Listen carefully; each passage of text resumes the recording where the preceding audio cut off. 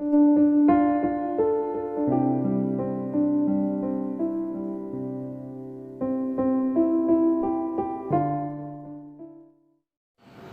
sejahtera Allah yang melampaui segala akal, kiranya memelihara hati dan pikiranmu di dalam nama Tuhan kita Yesus Kristus. Amin. Renungan Harian Jemaat HKBP Resort Sutoyo, Kamis 21 Januari 2021. Sesuai dengan Almanak HKBP, firman Tuhan hari ini tertulis pada Kitab Mazmur 71 ayat 18, dikatakan demikian. Juga sampai masa tuaku dan putih rambutku, ya Allah, janganlah meninggalkan aku, supaya aku memberitakan kuasa-Mu kepada angkatan ini, keperkasaanmu kepada semua orang yang akan datang.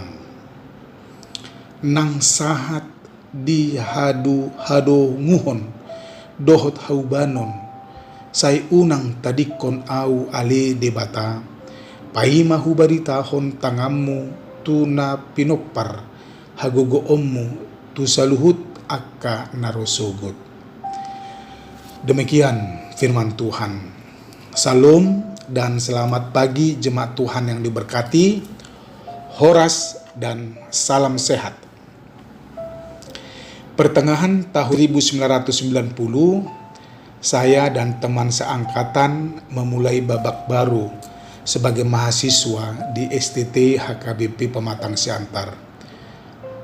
Kala itu kita masih tingkat persiapan atau semester pertama. Kami yang berjumlah sekitar 130 orang mengikuti retreat di satu tempat di sekitar perbukitan kota turis Parapat, tepatnya di Wisma Metodis. Karena itu kali pertama bagi saya mengikuti retreat. Jujur, saya serius mengikuti tahap demi tahap acara yang dipimpin seorang dosen, Bapak BLT, Bapak Pendeta Bonar Lumban Tobing. Dosen yang sangat mumpuni dalam hal retreat dan pelatihan rohani. Nah, pernah satu acara yang membuat saya terkesan adalah ketika beliau mengajak peserta untuk menuliskan nama lengkap, nama baptis, dan tanggal lahir di satu kertas. Kami semua menulisnya tanpa ada masalah. Yang menjadi masalah adalah ketika kami diajak untuk menuliskan tanggal kematian kami.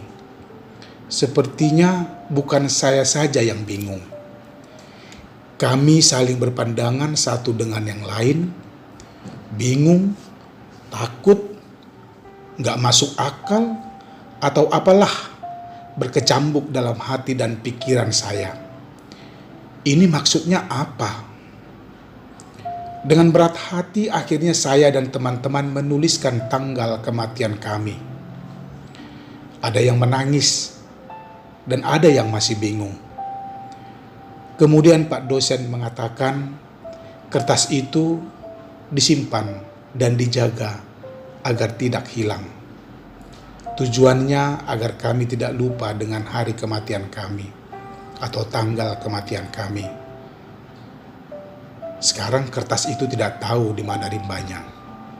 Takut juga sih. Jemaat Tuhan yang baik, bagaimana kita nanti? Bagaimana kita besok, lusa, minggu, bulan, dan tahun depan? Pernahkah kita memikirkannya? Banyak orang ketika ditanya demikian pikirannya selalu diarahkan pada tentang jaminan hari tua. Berapa banyak tabungannya, deposito, atau uang pensiun untuk menunjang hari tuanya. Ada rumah, mobil sebagai transportasi, dan banyak uang di tabungan. Bahkan konon katanya orang banyak menjadi nasabah asuransi hari tua agar masa tuanya sedikit lebih terjamin dibanding dengan tidak mengikutinya.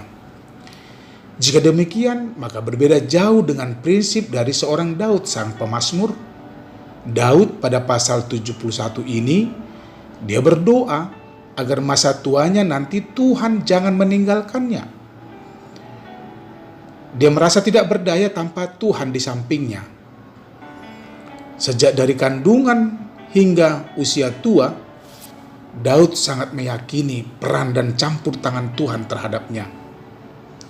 Semua dipersiapkannya dan dimohonkan kepada Sang Pencipta untuk jangan pernah meninggalkan dirinya. Walaupun semuanya secara finansial sudah tersedia, baginya itu tidak cukup.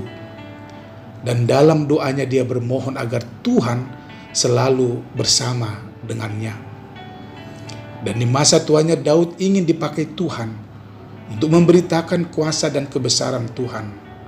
Dan Daud ingin masa tuanya semuanya baik. Jemaat Tuhan yang terkasih, itulah prinsip orang beriman dan bertuhan. Dia tahu apa yang akan diminta dalam doa kepada Tuhannya. Dalam diri seorang yang beriman dan bertuhan adalah komitmen yang jelas dan pasti untuk tetap ikut dan terlibat dalam keinginan dan kehendak Tuhan. Setiap waktu yang kita akan jalani nanti sampai mati adalah kesempatan untuk membuat Tuhan merasa terbantu karena sikap dan perbuatan kita. Seperti Daud dalam firman Tuhan hari ini, komitmennya sebagai anak Tuhan, dia ingin menjadi yang berguna bagi sekelilingnya. So, lakukanlah yang membuat Tuhan menjadi senang dan bangga memiliki kita. Tuhan memberkatimu. Amin.